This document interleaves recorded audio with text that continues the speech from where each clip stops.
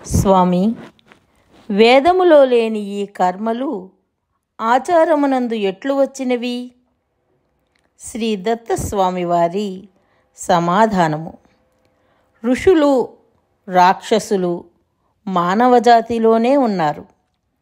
బ్రాహ్మణులలోనే రావణుడు, హిరణ్యకశిపుడు మొదలగు అసురులు, అత్రి, భరద్వాజుడు మొదలగు ఋషులు ఉన్నారు. ఋషులు సత్వగుణముతో సత్యమైన వేదార్థమును అనుసరించినారు. ఇట్టివారు భూదేవులనబడినారు. ఇట్టివారి జాతిలోనే రావణుని వంటి రాక్షసులు కూడా పుట్టినారు. ఒకే క్షీర సముద్రము నుండి అమృతముతో పాటు హాలాహలము కూడా పుట్టును కదా.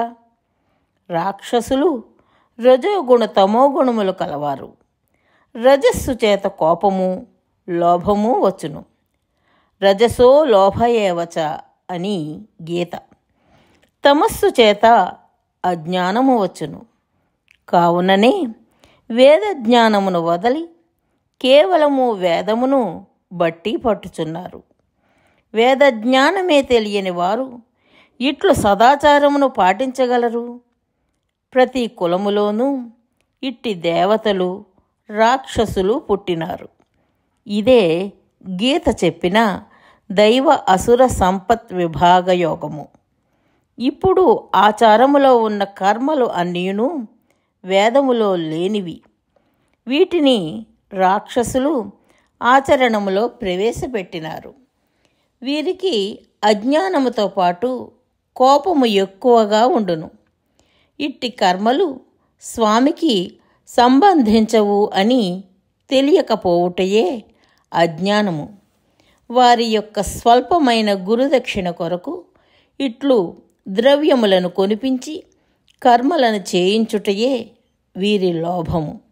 సత్యమైన వేదార్థమును చెప్పినచో వీరికి క్రోధము వచ్చును.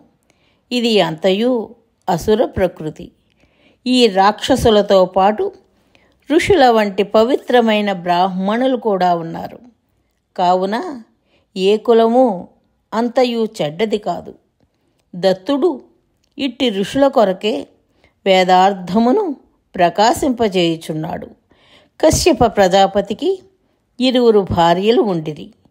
అదితి అను భార్యకు పుట్టినవారే దేవతలగు ఋషులు. దితి అను 2వ భార్యకు పుట్టినవారే రాక్షసులు. దత్తుడు నరావతారమున వచ్చినప్పుడు ఋషులు ఆయనను అనుసరింతురు, రాక్షసులు ఆయనను ఎదిరింతురు. కాపాలికులు శంకరునితో వాదములో ఓడిపోయి క్షుద్ర ప్రయోగము చేసి ఆయనను చంపినారు. వేద సత్యార్థమును వివరించిన స్వామి దయానందను అన్నములో విషము పెట్టి చంపినారు. సత్యమును బోధించిన క్రీస్తును సిలువ వేసి చంపినారు. కృష్ణుడు అవతరించినప్పుడు ఆయన వెంట శిశుపాలుడును అవతరించును. సత్యమైన జ్ఞానము, అసత్యమైన అజ్ఞానము పగలు రాత్రుల వలె వెంట వెంట ఉండును.